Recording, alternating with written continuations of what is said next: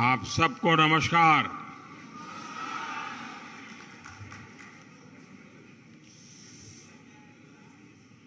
Indonesia आने के बाद, बाली आने के बाद हर हिंदुस्तानी को एक अलग ही अनुभूति होती है, एक अलग ही एहसास होता है। और मैं भी वही वाइब्रेशंस फील कर रहा हूं।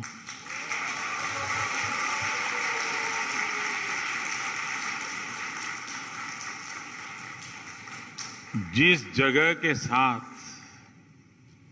भारत का हजारों वर्षों का रिश्ता रहा हो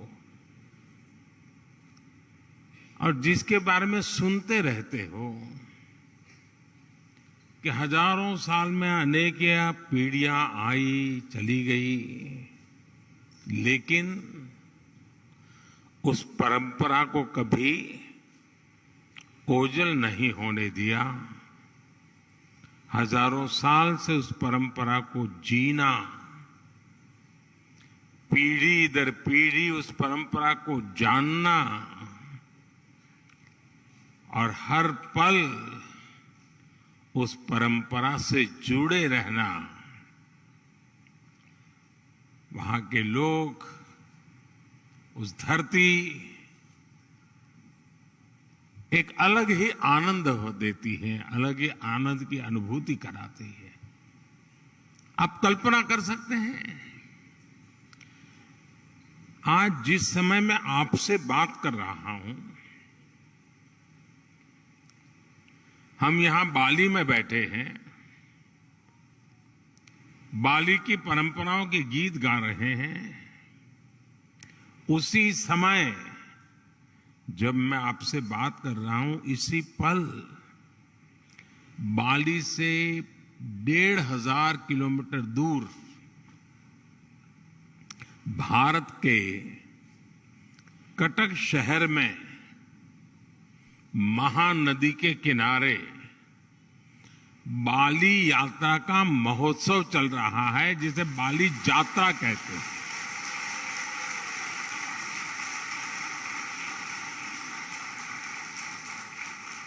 और ये बाली यात्रा है क्या? ये महोत्सव भारत और इंडोनेशिया के बीच हजारों वर्षों के ट्रेड रिलेशंस को सेलिब्रेट करता है। इंडोनेशिया के लोग इस बार की बाली यात्रा के फोटो इंटरनेट पर देखेंगे तो उन्हें वाकई गर्व होगा, आनंद होगा, उत्साह से भर जाएंगे।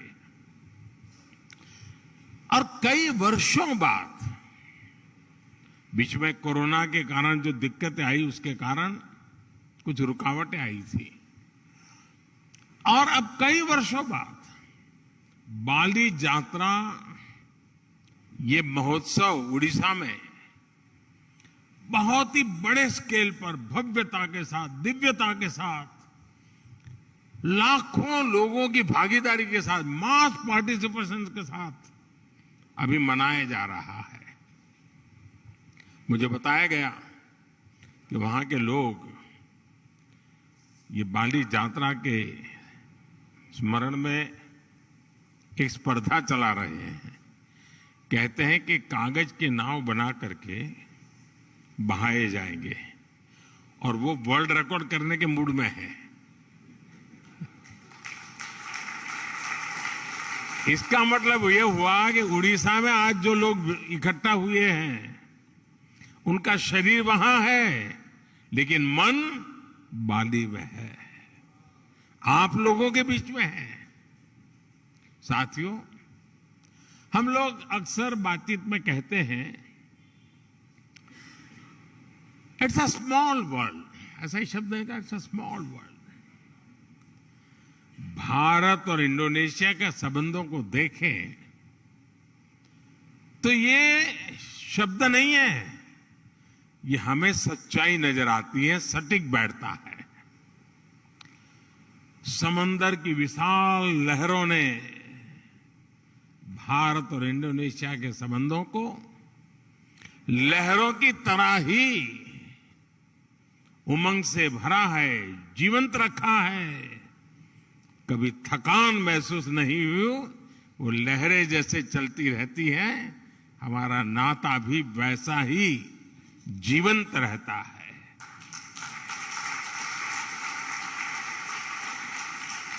एक समय था जब कलिंग, मेदांग जैसे साम्राज्यों के माध्यम से भारत का दर्शन, भारत की संस्कृति इंडोनेशिया की धरती तक पहुंची।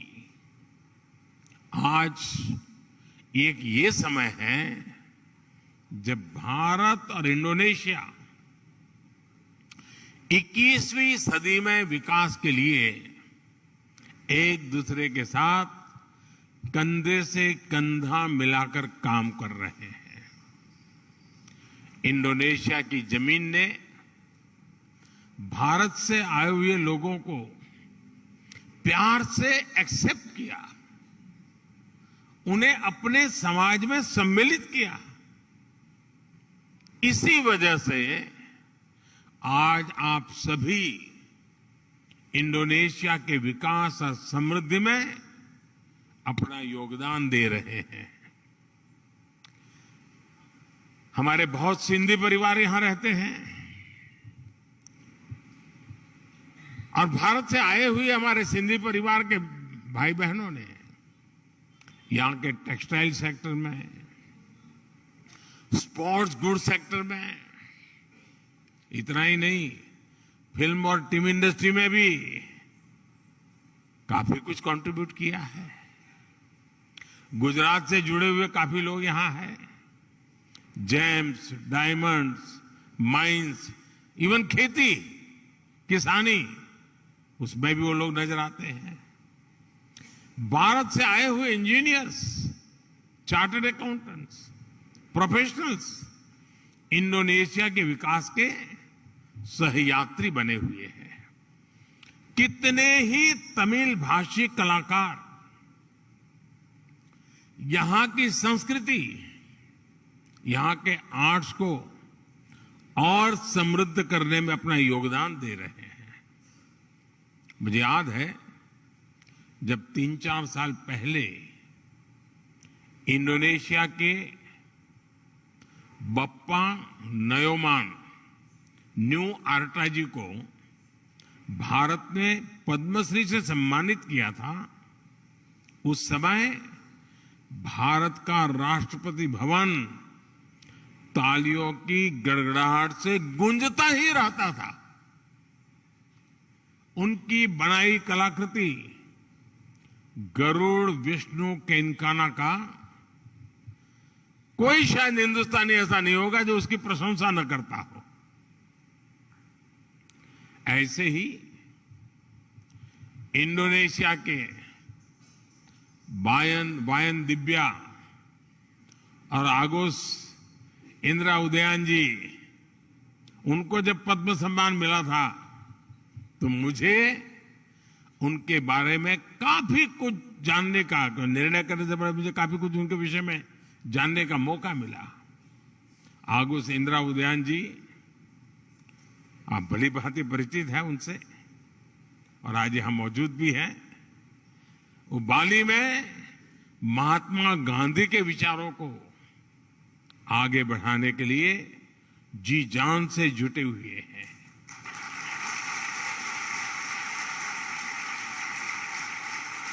मैंने कहीं उनका एक इंटरव्यू देखा था, उसमें वो कह रहे थे कि भारत की सबसे बड़ी विशेषता अतिथि देवो भव की है। यानी अतिथि देवो भव, ये भावना जो है ये हर भारतीय के रगों में है। अपनत्व का ये भाव प्रकट होता है। मुझे इंटरव्यू पढ़ के अच्छा लगा। लेकिन मुझे एक ही बात और भी बतानी चाहिए। अपनत्व के विषय में भारत की तारीफ हो रही होगी, लेकिन इंडोनेशिया के इंटरव्यू पढ़ के अच्छा लगा, लेकिन मुझे एक ही बात और भी बतानी चाहिए। अपनत्व के विषय में भारत की तारीफ हो रही होगी, लेकिन इंडोनेशिया के लोगों का भी अपनत्व कम नहीं है।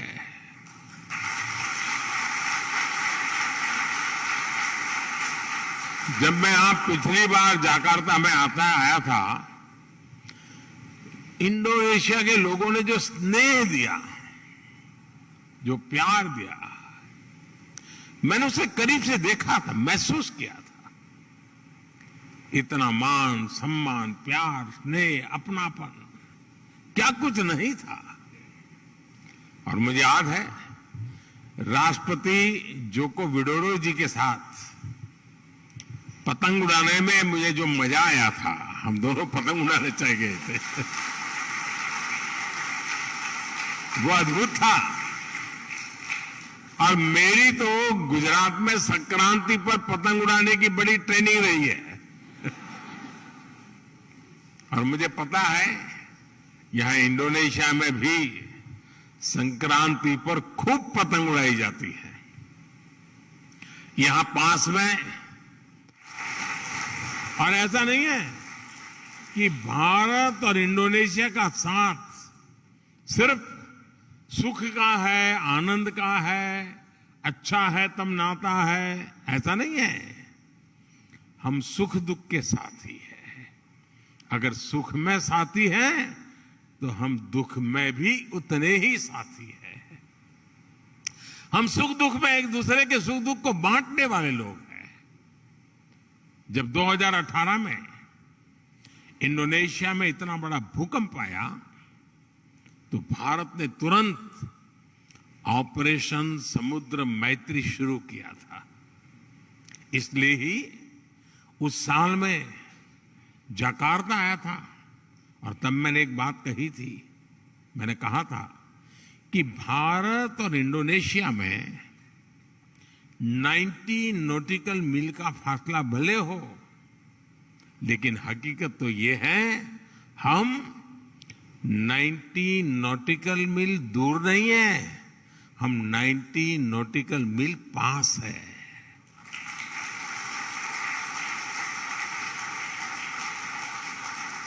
साथियों, जीवन के पग पग पर, क्षण क्षण में ऐसा कितना कुछ है जिससे भारत और इंडोनेशिया ने मिलकर के अब तक सहज कर रखा है।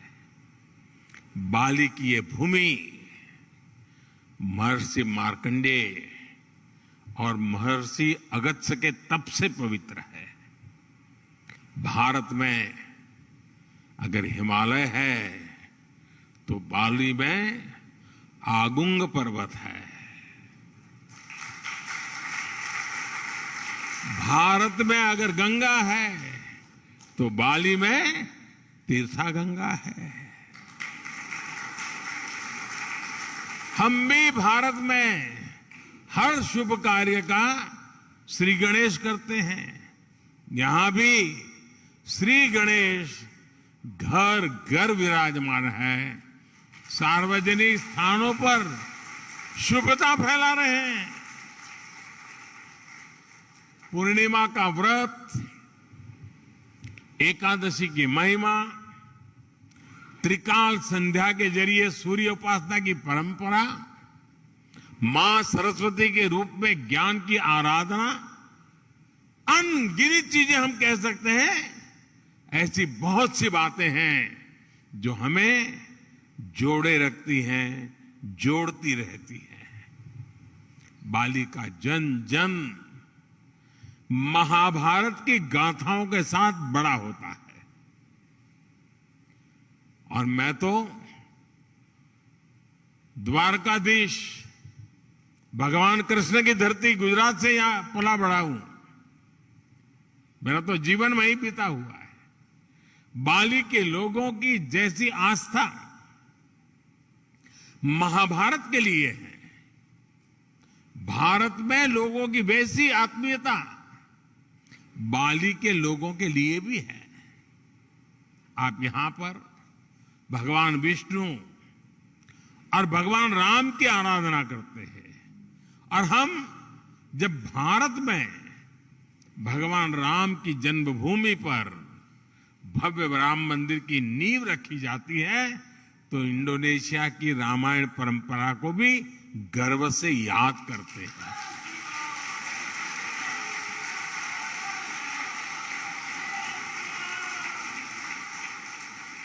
कुछ साल पहले जब भारत में रामायण फेस्टिवल का आयोजन हुआ था, तो इंडोनेशिया के भी कई कलाकार, यहां से कई कलावृंद भारत आए थे, और अहमदाबाद में, हैदराबाद में, लखनऊ में, अनेक शहरों में वो अपना कार्यक्रम करते करते वो अयोध्या आए थे।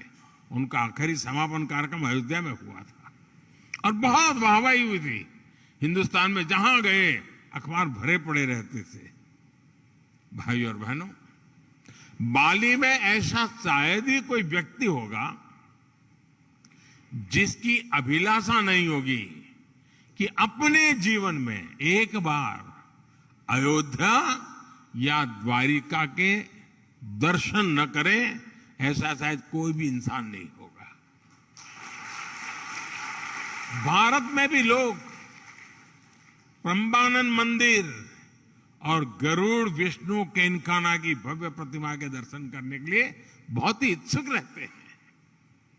कोरोना काल से पहले एक साल में ही 5 लाख से ज्यादा भारतीयों का अकेले बाली आना ही इसकी गवाही देता है। साथियों, जब विरासत साझा होती है, जब मानवता के प्रति आस्था समान होती है, तो प्रगति के लिए भी समान रास्ते बनते जाते हैं। कुछ महीने पहले ही 15 अगस्त को भारत ने अपनी स्वतंत्रता के 75 साल पूरे किए हैं। इंडोनेशिया का इंडिपेंडेंस डे भारत के स्वतंत्रता दिवस के 2 दिन बाद 17 अगस्त को आता है, लेकिन इंडोनेशिया को भारत से 2 साल पहले स्वतंत्र होने का सौभाग्य मिला हुआ था। इंडोनेशिया से सीखने के लिए भारत के पास बहुत कुछ है, और अपनी 75 वर्षों की विकास यात्रा से भारत के पास भी इंडोनेशिया को देने के लिए बहुत कुछ है। भारत का टैलेंट, भारत की टेक्नोलॉजी, भारत का इनोवेशन, भारत की इंडस्ट्री, आज इन सारी बातों ने दुनिया में अपनी एक पहचान बनाई है। आज विश्व की अनगिनत कंपनियां ऐसी हैं, कई बड़ी कंपनियां ऐसी हैं जिसके सीईओ भारतीय मूल के हैं। आज दुनिया में जितने यूनिकॉर्न बनते हैं ना, 10 में से 1 यूनिकॉर्न भारत का होता है। आज भारत दुनिया की फास्टेस्ट ग्रोइंग लार्ज इकोनॉमी है। आज भारत डिजिटल लेन देन में दुनिया में नंबर 1 है। आज भारत ग्लोबल फिनटेक के मामले में दुनिया में नंबर 1 है। आज भारत आईटी बीपीएन के लिए आउटसोर्सिंग में दुनिया में नंबर 1 है। आज भारत स्मार्टफोन डेटा कंजम्पशन में दुनिया में नंबर 1 है। आज भारत कितनी ही दवाइयों की सप्लाई में, अनेकों वैक्सीन की मैन्युफैक्चरिंग में दुनिया में नंबर 1 है। साथियों, 2014 के पहले और 2014 के बाद के भारत में बहुत बड़ा फर्क जो है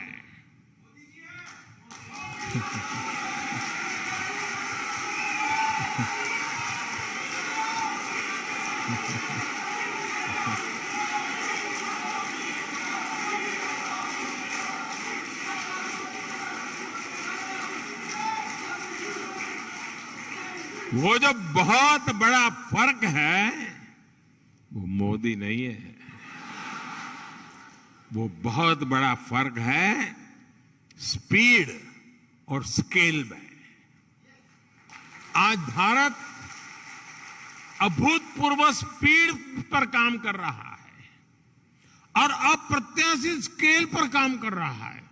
अब भारत छोटा सोचता ही नहीं है।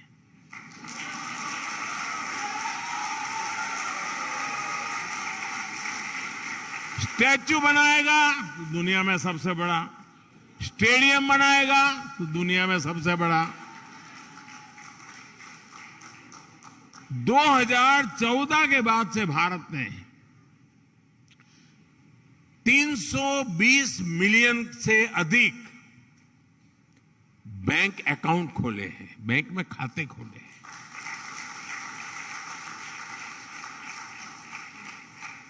इसका मतलब ये हुआ कि अमेरिका की कुल जनसंख्या जितनी है उतने हमने बैंक खाते खोले हैं।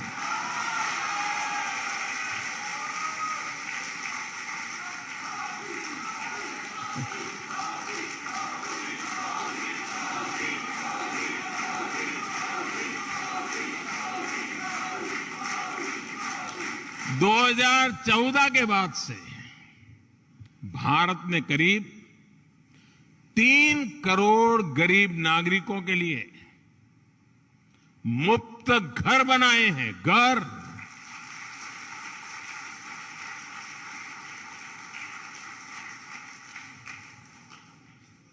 और घर ऐसे नहीं बनता है, जब घर मिल जाता है ना तो इंसान रातों रात लखपति बन जाता है। और जब मैं 3 करोड़ घर की बात करता हूं, इसका मतलब क्या है? इसका मतलब यह है कि ऑस्ट्रेलिया के परिवार को नहीं, ऑस्ट्रेलिया के हर नागरिक को घर मिल जाए, इतने घर बनाए हैं।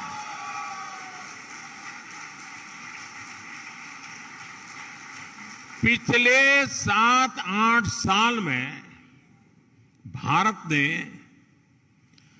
55,000 किलोमीटर, 55,000 किलोमीटर नेशनल हाईवे बनाए हैं। यानी स्केल बता रहा हूं मैं, पूरी धरती के लगभग 1.5 चक्कर लगाने के बराबर है।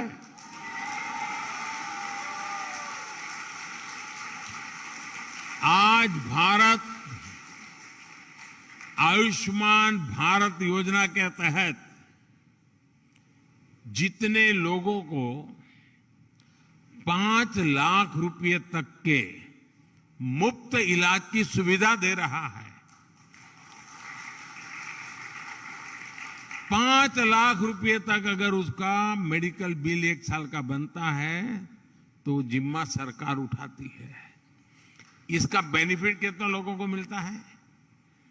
5 लाख रुपए तक की मेडिकल सुविधा जो मिलती है वो पूरे यूरोपियन यूनियन की कुल आबादी से ज्यादा लोगों को मिलती है।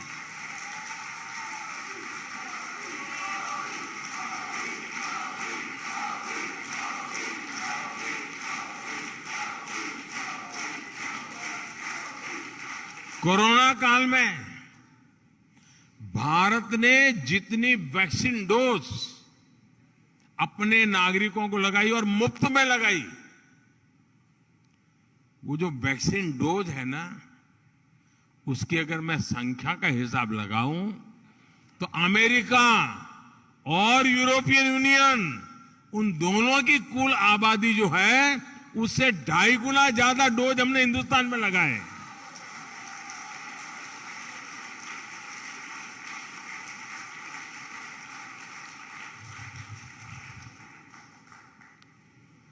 ये जब सुनते हैं तो आपका सीना चौड़ा होता है कि नहीं होता है? आपको गर्व होता है कि नहीं होता है? आपका माथा ऊंचा होता है कि नहीं होता है? और इसलिए मैं कहता हूं कि भारत बदला है। साथियों, आज का भारत अपनी विरासत पर गर्व करते हुए, अपनी विरासत को समृद्ध करते हुए, जड़ों से जुड़े रह करके आसमान छूने के लक्ष्य के साथ विकसित भारत बनाने के लक्ष्य को लेकर के अब निकल पड़ा है।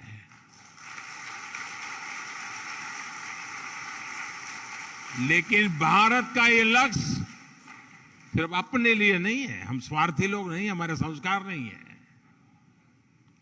21वीं सदी में आज विश्व की भारत से अपेक्षाएं हैं, जो आशाएं हैं, भारत उसे अपनी एक जिम्मेवारी समझता है, एक दायित्व के रूप में देखता है, और हम दुनिया की भलाई के लिए अपने आप को आगे बढ़ाने के लिए मक्कम है, संकल्पबद्ध है।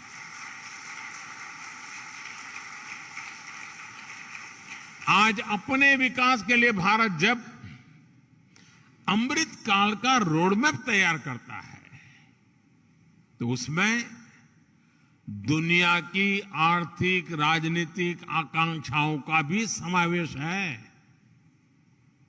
आज जब भारत आत्मनिर्भर भारत का विजन सामने रखता है तो उसमें ग्लोबल गुड की भावना भी समाहित है। रिन्यूएबल एनर्जी के क्षेत्र में भारत ने वन सन, वन वर्ल्ड, वन ग्रिड का मंत्र दिया है।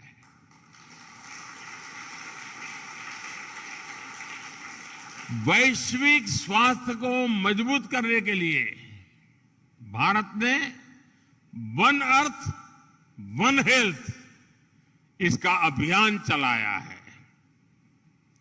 क्लाइमेट चेंज जैसी चुनौती से निपटने के लिए और जो आइलैंड कंट्रीज होते हैं उनके लिए तो भारत एक वरदान के रूप में काम कर रहा है।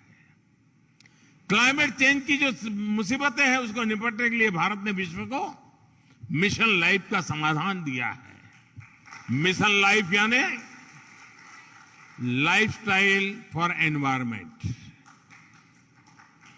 मिशन लाइफ यानी पृथ्वी के प्रत्येक नागरिक द्वारा ऐसी लाइफस्टाइल को आत्मसात करना जो पर्यावरण के अनुकूल हो, जो क्लाइमेट चेंज की चुनौती से हर पल निपटती हो।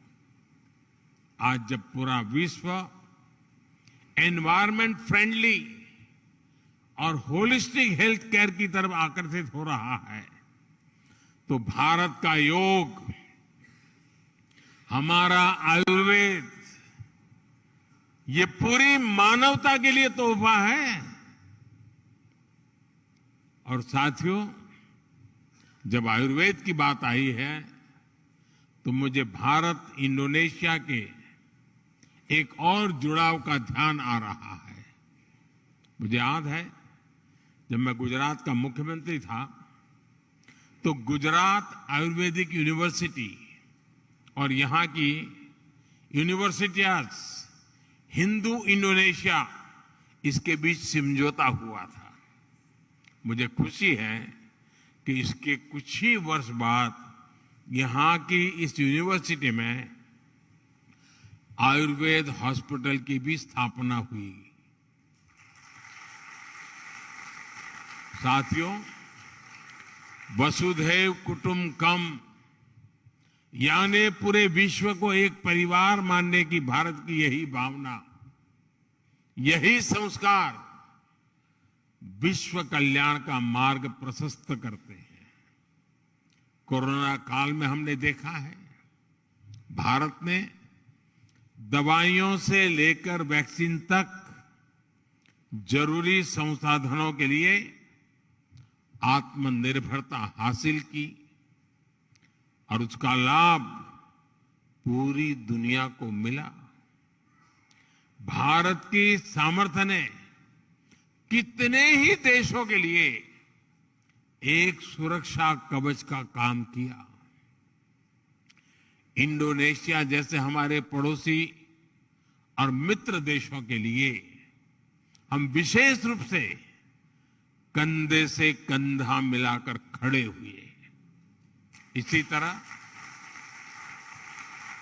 आज भारत अंतरिक्ष में, स्पेस के क्षेत्र में प्रमुख वैश्विक महाशक्ति के रूप में उभर रहा है, तो उसका लाभ साउथ एशियन देशों को विशेष रूप से मिल रहा है। रक्षा के क्षेत्र में भी जो भारत दशकों तक केवल विदेशी आयात पर निर्भर था, वो आज अपनी क्षमताएं बढ़ा रहा है। ब्रह्मोस मिसाइल हो या तेजस फाइटर प्लेन, इनका आकर्षण विश्व में लगातार बढ़ रहा है। आज भारत बड़े लक्ष्य तय कर रहा है और उन्हें प्राप्त करने के लिए भी पूरी मेहनत कर रहा है। संकल्प से सिद्धि का यही मंत्र आज 21वीं सदी के नए भारत की प्रेरणा बना हुआ है। आज इस अवसर पर मैं आप सबको अगले प्रवासी भारतीय सम्मेलन के लिए भी निमंत्रण देता हूं। जनवरी महीने में 9 जनवरी को यह कार्यक्रम होता है। इस बार ये आयोजन मध्य प्रदेश के इंदौर में होगा और इंदौर वो नगर है जो पिछले 5-6 बार से देश में स्वच्छ शहर के नाम पर हिंदुस्तान में नंबर 1 रहता है।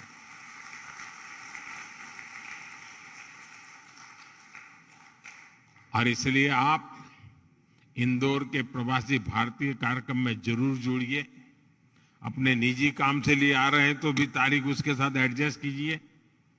और जब आप इंदौर आएंगे तो उसके 1-2 दिन के बाद ही अहमदाबाद में काइट फेस्टिवल होता है। इंडोनेशिया वाले काइट फेस्टिवल में न जाए ऐसा हो सकता है क्या? और जब आप आए, अकेले मत आना। सिर्फ अपने परिवार को ही लेकर के आकर के रुक मत जाना। कुछ इंडोनेशियन परिवारों को भी साथ ले आइए।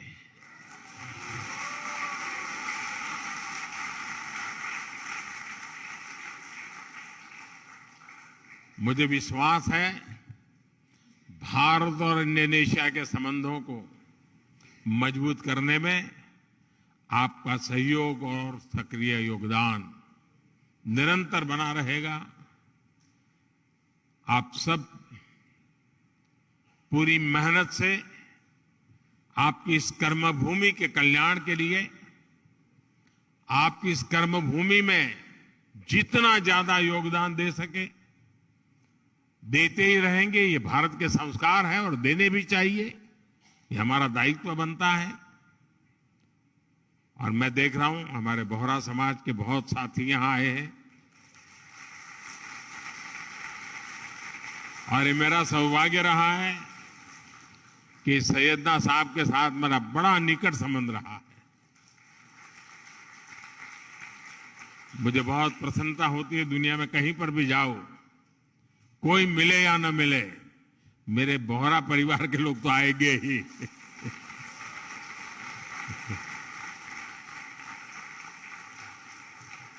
साथियों, आप इतनी बड़ी तादाद में यहां आए, समय निकाल करके आए और उमंग और उत्साह से भरे हुए हैं। और मैं देख रहा हूं कि उड़ीसा में बाली यात्रा में जितना उमंग है, उतना ही उमंग यहां नजर आ रहा है मुझे।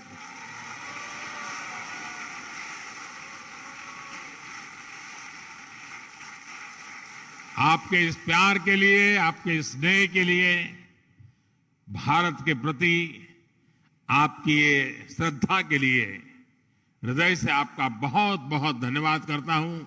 अनेक अनेक शुभकामनाएं देता हूं। धन्यवाद साथियों।